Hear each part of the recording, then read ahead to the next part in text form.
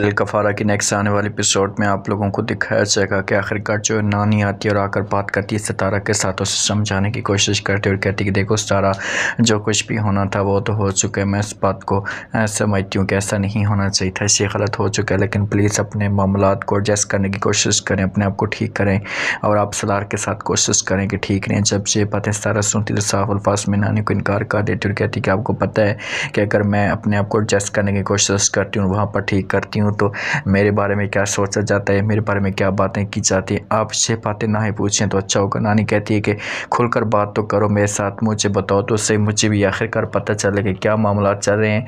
मैं जब भी उनके साथ बात करने की कोशिश करती हूँ तो वो कहते हैं कि सितारा गलत है, और जब मैं आपके साथ बात करती हूँ तो आप कहती हैं कि वो गलत है।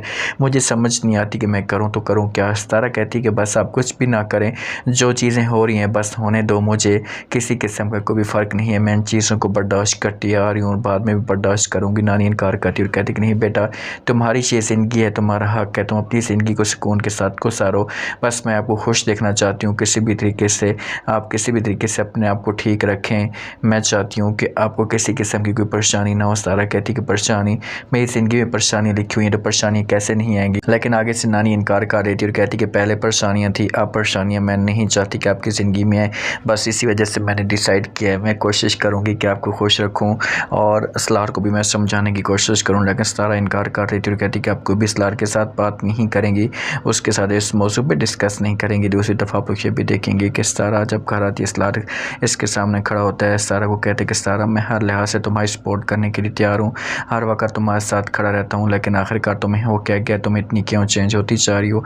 जब सितारा ये बात सुनती तो सलार को जवाब देती और कहती कि तुम्हारे खड़े रहने से कुछ भी नहीं होगा, तुम खड़े भी रहोगे, तुम्हारी बातों के ऊपर कोई भी बिलीव नहीं करेगा, क्योंकि मुझे पता है कि आपकी फैमिली क्या चाहती है। सलार कहता है कि कुछ भी चाहे, मुझे इससे कुछ फ़र्क नहीं पड़ता, जो चीज़ें मैंने आपको कहनी थी कह दी हैं। आप ख़ुद अगर मुझसे तंग गए, मेरे साथ नहीं रहना चाहती तो मुझे बता दें। सलार जब ये बात सुनती तो सलार को इनकार कर देती और कहती कि मैंने ऐसा कभी भी नहीं सोचा कि मैं आपसे तंग हूँ, लेकिन आपकी जो फैमिली कर रही है ना, इस मामले पर मुझे बहुत ज़्यादा टेंशन आ रही है। तो यहाँ पर साफ अल्फाज में सलार इनकार कर देते, कहते कि सारा, मैंने आपको जो बात भी कहनी थी कह दी है, चाहे जो कुछ भी हो जाए, मेरी फैमिली चाहे जो कुछ भी चाहे, मुझे कोई फ़र्क नहीं पड़ता, मैं हमेशा आपके साथ डट कर खड़ा रहूँगा और साथ तुम्हारे खड़ा रहूँ। अलबत्ता तुम्हारी बात है कि तुम खुद ऐसा सोचती हो, तुम्हारे दिमाग के अंदर ये बातें चल रही हैं। कासिम आता है, आकर अपनी माँ के साथ बात करते और कहते हैं कि माँ जी, अगर मेरी निमी के साथ शादी ना हुई तो मैं देख लूँगा, मैं उनकी फैमिली को नहीं छोड़ूंगा।